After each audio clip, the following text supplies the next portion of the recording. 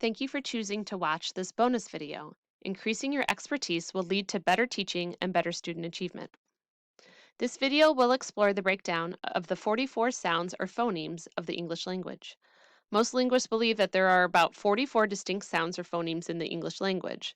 The funny thing is that they don't always agree on what these sounds are. This is because of regional differences in dialect and pronunciation. I simply had to choose one list to present for this video, but be aware that there are slight differences in the phoneme breakdowns.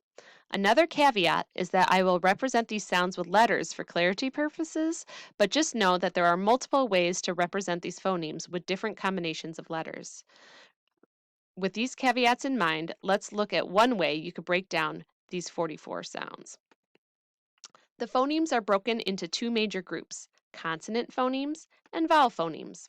Consonant sounds are sounds in which our lips, tongue, or teeth block the airflow in some way.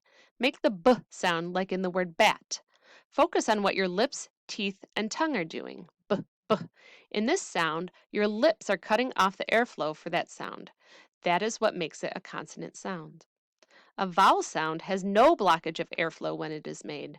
Make the long O sound. Oh, see how the airflow is not restricted. In our phoneme breakdown, there are 25 distinct consonant sounds and 19 vowel sounds. Remember, we are discussing sounds and not letters. As competent readers and spellers, this can be tricky. Let's explore the consonant sounds first. The consonant sounds are broken into two groups, regular consonant sounds and digraph consonant sounds. There are 18 regular and 7 digraph sounds. The regular consonant sounds are the common sounds you first teach to kindergartners. Here's the list of all the 18 consonant sounds. Note that the sounds are represented with slash marks, which means that it is the sound of the letter, not the name of the letter. So if there's 26 letters, where did these 18 sounds come from? Well, we have to remove the 5 vowels first. Those cannot be consonant sounds. We need to lose 3 more letters. We take away the C sound because C actually has 2 sounds that are represented by other letters, K and S. We also take away Q and X because they actually have 2 sounds in the sound represented by their letter. Say the sound for Q, kwa, kwa. That is represented by K and W.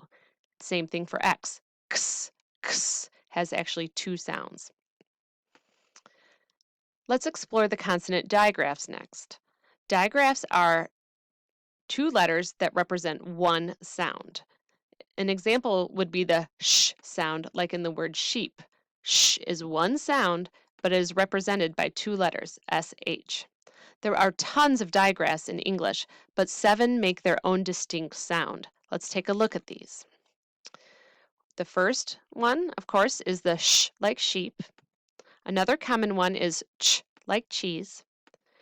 TH actually has 2 different sounds. The difference between them is in the voice.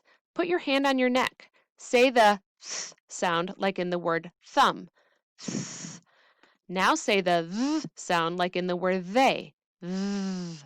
In the voiceless TH, th, you do not use your vocal cords to make the sound. In the voiced TH, th, you can feel your vocal cords turn on. The last 3 digraphs are a bit trickier.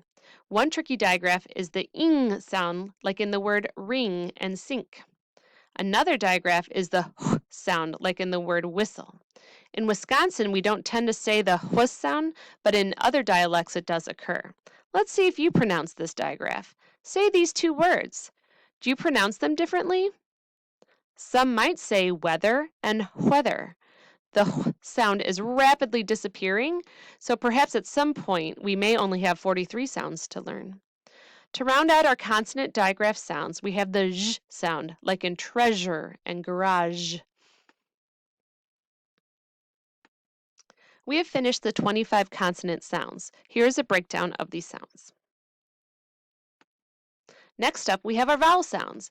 With so few letters representing vowels, we certainly have a lot of vowel sounds. No wonder vowels are so tricky for students.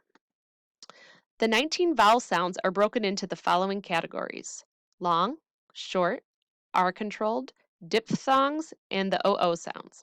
Let's take a look at these categories. The 5 long and 5 short vowels are known to almost all kindergarten and first grade teachers. We're not going to spend a lot of time with these. Long vowels, of course, say their name. And note when we notate the long vowels, there is a line above the letter. This line is called a macron, and it indicates that it's a long vowel sound. The short vowel sounds are written with a breve, which looks like a little smile. R-controlled vowels are vowels that immediately follow the letter R. The R distorts the sound of the vowel, and neither the long or short sounds can be heard.